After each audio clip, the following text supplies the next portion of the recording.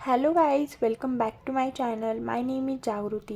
तो इस वीडियो में हम देखने वाले हैं विटामिन की इन डिटेल जानकारी देखने वाले हैं।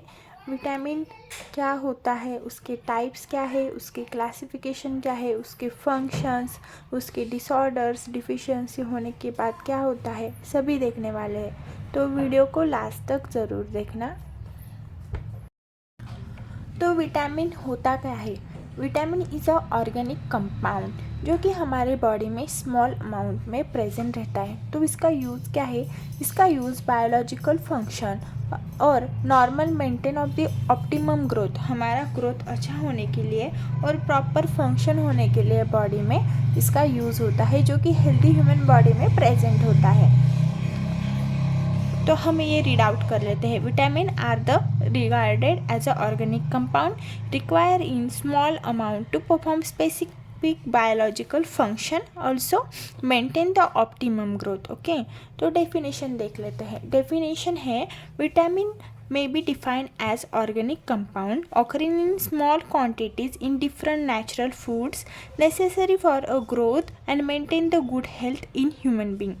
तो विटामिन एक स्मॉल ऑर्गेनिक कंपाउंड है जो कि स्मॉल क्वांटिटी में हमारे बॉडी में प्रेजेंट होता है, जो कि मिलता है नेचुरल फूड से एंड ऑल्सो नेचुरल फूड से स्मॉल क्वांटिटी में मिलता है और वो यूज़ होता है growth and maintain the good healthy person for human being. Okay, तो विटामिन के फाउंडर कौन है? तो विटामिन के फाउंडर है फंक ने 1913 को विटामिन की खोज की थी। तो विटामिन ये वर्ड ग्रीक वर्ड से बनाया है जिसका अर्थ है विटा, लाइफ। मतलब जो विटा का मीनिंग ही है लाइफ, जो कि हमारे बॉडी के लिए बहुत ही यूज़फुल है। लाइफ इनसे ही चलती है। तो आपको विटामिन का इंट्रोडक्शन समझ गया होगा, होप सो। तो अब हम क्लासिफिकेशन ऑफ विटामिन्स देखते हैं। तो classification of vitamins, they are furtherly classified into two types, fat soluble vitamin and water soluble vitamin. तो फैट सोल्यूबल में आता है vitamin A, vitamin D, vitamin E और विटामिन के। तो आप ऐसे याद रख सकते हो, ई के एक एडी, एक एडी गर्ल है, आप ऐसे याद रख सकते हो। तो आपको फैट सोल्यूबल विटामिन में याद आ जाएगा ADEK, फैट सोल्यूबल विटामिन।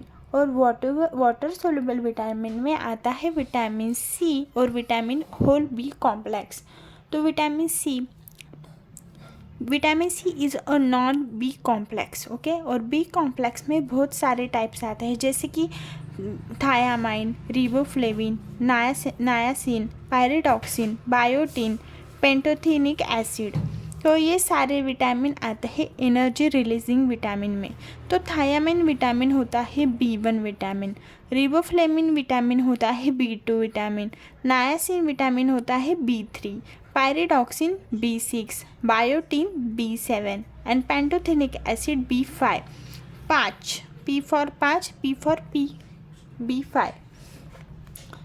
तो होम्योटॉनिक विटामिन में होते हैं फॉलिक एसिड विटामिन, जिसको B9 भी कहते हैं, और साइनोकोबालामाइन इज़ B12, जो कि हमारे ब्लड को इंक्रीज करते हैं, जिससे ब्लड डिफिशिएंसी नहीं होती है, वो है फॉलिक एसिड एंड साइनोकोबालामाइन। तो होप आपको अच्छे से क्लासिफिकेशन याद रहा होगा। एक बार फिर बताती हूँ, क्लासिफिकेशन में फैट सोल्यूबल है ADEK और वाटर सोल्यूबल है विटामिन सी और विटामिन बी। तो इसको आप ऐसे BC याद रख लेना और इसको ADEK। तो अब हम क्लासिफिकेशन विथ उसके कौन से न्यूक्लियस प्रेजेंट है, deficiency, disorder and function in short में देखेंगे।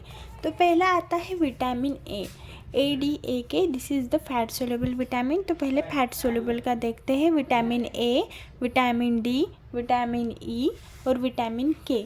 तो विटामिन ए में मेन न्यूक्लियस रहता है बीटा आयोनाइन रिंग, जो कि है main nucleus present in the ring. तो ये याद रख लेना, जीपैट में क्वेश्चन पूछा गया है, मैंने स्टार किया है इधर। डिफिशिएंसी और डिसऑर्डर क्या रहता है? डिफिशिएंसी रहता है नाइट ब्लाइंडनेस, जिनको रात में देखने को प्रॉब्लम आता है। ज़ीरोफ्थैल्मिया होता है, बॉयटॉट स्पॉट्स एंड केराटोमैलेसिया, ये सब डिसऑर्डर होते हैं विटामिन ए की डिफिशिएंसी से। तो तो अब हम देखते हैं विटामिन ए में केमिकल नेम कौन सा होता है। विटामिन ए का केमिकल नेम है retinol. Retinol is a chemical name of the vitamin A. तो विटामिन ए के सोर्सेस कौन से होते हैं। विटामिन ए के सोर्सेस होते हैं cod liver oil, egg, carrot, spinach, broccoli और बीफ लिवर। ये सभी विटामिन के सोर्सेस होते हैं, आप याद रख लेना। विटामिन डी, विटामिन डी में इसमें भी याद रख लेना कि विटामिन डी में D1 आता है, D2 टाइप आता है और D3, ये तीनों टाइप आते हैं। तो D1 is the mixture of the calciferol,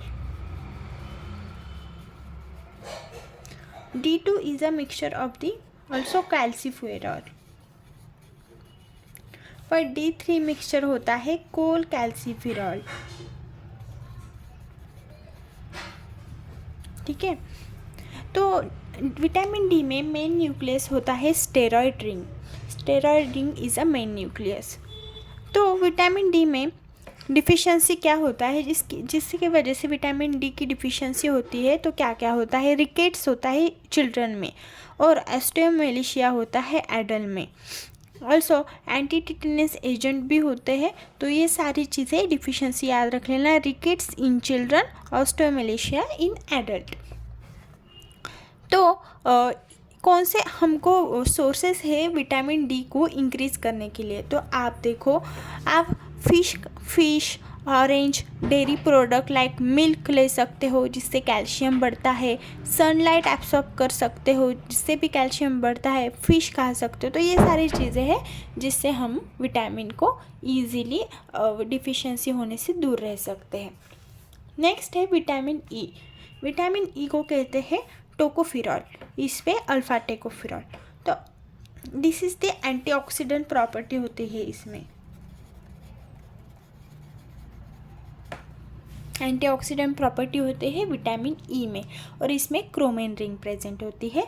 ये रिंग, आप सभी रिंग किसमें कौन सी रिंग होती है ये सब याद रख लेना।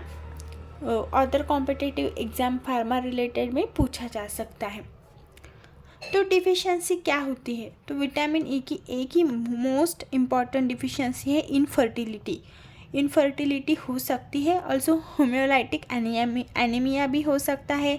Also homolysis of the red cell हो सकते हैं। हिपेटाइटिक नाइक्रोसिस हो सकता है। तो ये सभी deficiency of the vitamin E है। तो इसका मेन फंक्शन क्या है, this is the antioxidant property. Okay, तो कौन से सोर्सेस है कि हम विटामिन ई को इंक्रीज कर सकते हैं। हम सनफ्लावर सीड्स खा सकते हैं, almond, spinach, kiwi fruits, olive oil, nuts, ये सभी हम खा के विटामिन ई बढ़ा सकते हैं। नेक्स्ट है विटामिन के। विटामिन के आप सभी को पता है, इसको कोगुलेंट प्रॉपर्टी होती है इसमें, जो कि हमारा ब्लड सपोज इधर से फ्लो हो रहा है और ब्लड स्टॉप नहीं हो रहा है तो विटामिन के से ब्लड स्टॉप होता है, एंटीकोगुलेंट प्रॉपर्टी होती है। तो मेन न्यूक्लियस क्या है इसका, naphthoquinoline ring is the main nucleus of the vitamin के।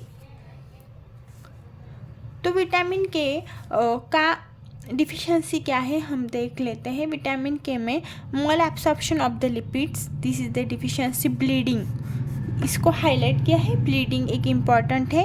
इंटरनल ब्लीडिंग होती है, पोस्ट ट्रॉमेटिक होता है, होम्योरेज होता है। तो ब्लड रिलेटेड कुछ भी हो तो विटामिन के आप याद रख लेना। तो अब हम देखते हैं वाटर सोल्यूबल विटामिन। होप आपको फैट सोल्यूबल विटामिन समझ में आ गया होगा। तो विटामिन सी है, एस्कॉर्बिक एसिड इसको कहते हैं। तो वाटर सोल्यूबल में कौन से आते हैं, BC मैंने आपको बोला था, पर बी में बहुत सारे टाइप्स हैं जैसे कि B1, B2, B3, B5, पर विटामिन सी में कोई भी टाइप नहीं है। तो विटामिन सी को कहते हैं एस्कॉर्बिक एसिड। इसमें कौन सा भी न्यूक्लियस प्रेजेंट नहीं है और इससे क्या होता है, स्कर्वी होता है। आप सभी को पता है स्कर्वी, जो कि दांतों में से खून आता है, दांत ढीले हो जाते हैं, मसूड़े दुखने लगते हैं, बहुत सारे टीथ पेन होता है। तो ये है scurvy, deficiency disorder of the vitamin C. तो इसके फंक्शन क्या है, ऑल्सो एंटीऑक्सीडेंट प्रॉपर्टी है, आप याद रख लेना। विटामिन ई और vitamin C both have antioxidant property. Okay, तो विटामिन सी किससे मिलता है? आप सभी को पता है जो खट्टे फ्रूट्स होते हैं उससे विटामिन सी मिलता है, जैसे कि citrus food like orange, lemon. इससे जो भी खट्टा है उससे हमको मिलते हैं विटामिन सी। अब दूसरा देखते हैं विटामिन बी, विटामिन B1। उसमें है B1 को कहते हैं थायामाइन, थायामाइन कहते हैं। तो इसमें रहता है पायरिमिडीन रिंग प्रेजेंट रहता है मेन न्यूक्लियस। तो इसका डिसऑर्डर क्या है? Beriberi, B1 beriberi इसका डिसऑर्डर है। तो ये मेन फंक्शन है, हमारा जो कार्बोहाइड्रेट रहते हैं उसका मेटाबॉलिज्म के लिए B1 बहुत ज़रूरी है। दूसरा है विटामिन B2 जिसको कहते हैं रिबोफ्लेविन। तो इसमें मेन न्यूक्लियस है डायमिथाइल आइसोएलोक्सासिन रिंग, और इसमें इसका डिफिशिएंसी क्या है? ग्लॉस्टेरिस, चिलोसिस, एंगुलर स्टमाइटिस, ये सारे हैं उसके डिफिशिएंसी डिसऑर्डर। और इसमें और एक डिसऑर्डर है कि रेड टंग हो जाता है बहुत ज़्यादा, ठीक है। तो फंक्शन क्या है? फ्लेविन एडिनोसिन डाइन्यूक्लियोटाइड FAD और FMN। तो ये फंक्शन याद रख लेना। FAD को कहते हैं फ्लेविन एडिनोसिन डाइन्यूक्लियोटाइड्स और FMN को कहते हैं फ्लेविन मोनोन्यूक्लियोटाइड्स, ठीक है। तो B3 देखते हैं जिसको कहते हैं नायासिन। तो नायासिन क्या होता है? उसमें प्रेजेंट रहता है पायरिडिन न्यूक्लियस, और B3 की वजह से क्या होता है? डिफिशिएंसी होता है, कम होने के बाद पैलेग्रा का डिफिशिएंसी हो जाता है, याद रख लेना। और इसका मेन फंक्शन क्या है? NAD and NADP, it means nicotinamide adenine nucleotides and nicotinamide adenine dinucleotide phosphate. तो ये याद रख लेना। इसका FAD FMN ये सब याद मत रखो। FAD FMN vitamin B2, NAD NADP vitamin B3। अब नेक्स्ट विटामिन है विटामिन B5 जिसको कहते हैं पैंटोथेनिक एसिड। तो पैंटोथेनिक एसिड देखो, फाइव को कहते हैं पैच, और पैंटो इसमें भी P है, तो ऐसे याद रख लेना। और इसमें है main nucleus alanine and D pantoic acid. तो इसका जो डिफिशिएंसी डिसऑर्डर है गोपान्स बर्निंग फूड सिंड्रोम। तो ये याद रख लेना, ये इम्पॉर्टेंट होगा, क्वेश्चन पूछे जाएंगे इससे कि deficiency of the vitamin B5 क्या है, तो याद रख लेना। और इसका मेन फंक्शन क्या है? को एंजाइम ए और CoA, ए फॉर एसिटलाइजेशन। को एंजाइम का एसिटलाइजेशन करने के लिए B5 का यूज ज़्यादा किया जाता है। नेक्स्ट है विटामिन B6 जिसको हम कहते हैं पायरिडॉक्सिन। पायरिडॉक्सिन में प्रेजेंट है पायरिडिन रिंग, ऐसे याद रख लेना। इसका जो साइड इफ़ेक्ट है वो न्यूरोलॉजिकल है, और हाइपोक्रोमिक, माइक्रोसाइटिक एनीमिया, ये सारे सिम्टम्स इसमें है। तो इसके फंक्शन क्या है? ट्रांसअमाइनेशन के लिए इसके फंक्शन है डीकार्बोक्सिलेशन, डीअमाइनेशन, ट्रांससल्फराइजेशन एंड कंडेंसेशन। इसके फंक्शन इतना इंपॉर्टेंट नहीं है, जीपैट में नहीं पूछे जाएंगे, पर जो जो मेन वर्ड है जैसे कि coenzyme A, FAD, FMN, NAD, NADP, तो याद रख लेना। विटामिन B7 आपको पता है बायोडिन, जो कि हेयर को ग्रोथ के लिए अच्छे होता है। तो इसमें जो रिंग में न्यूक्लियस प्रेजेंट है इमेडाजोल एंड थायोपिन रिंग प्रेजेंट होता है। और इसका जो डिफिशिएंसी है हमको एनीमिया हो सकता है, डर्माटाइटिस हो सकता है, और लॉस ऑफ एपेटाइट मतलब भूख नहीं लगती है इसकी कमतरता की वजह से। तो इसका मेन फंक्शन है carrier of the carbon dioxide and carboxylation reaction, ठीक है। तो विटामिन B9 भी देख लेते हैं। Vitamin B9 is the folic acid known as, also pteridine ring इसमें प्रेजेंट होता है। इसकी डिफिशिएंसी वजह से माइक्रोसाइटिक एनीमिया होता है। तो देखो माइक्रोसाइटिक एनीमिया होता है B9, और कुछ बच्चे परनीशियस एनीमिया B9 कर देते हैं, दिस इज़ द रॉन्ग। तो B9 होता है माइक्रोसाइटिक एनीमिया की वजह से। और इसका फंक्शन है एक्सेप्टर और डोनर 1 कार्बन यूनिट, ठीक है। और B12 को कहते हैं साइनोकोबालामाइन, इसमें साइनो और को, तो याद रख लेना कोरिंग रिंग प्रेजेंट होती है। परनीशियस एनीमिया होता है B12 की वजह से, और माइक्रोसाइटिक एनीमिया होता है B9 की वजह से। तो तो इसका हम फंक्शन भी देख लेते हैं। Synthesis of methionine from homocysteine, isomerization of methylmalonyl CoA2। तो आपको ये लेक्चर अच्छा लगा हो और इन डिटेल विटामिन का जो आपको स्टडी करना होगा तो मुझे बता देना, तो हम इन डिटेल विटामिन भी देखेंगे। How do you like it this video. तो मिलते हैं नेक्स्ट वीडियो में। जो मेरे चैनल पे नहीं हुए तो जाके फटाफट सब्सक्राइब कर देना, लाइक शेयर सब कुछ कर देना। Thanks for watching.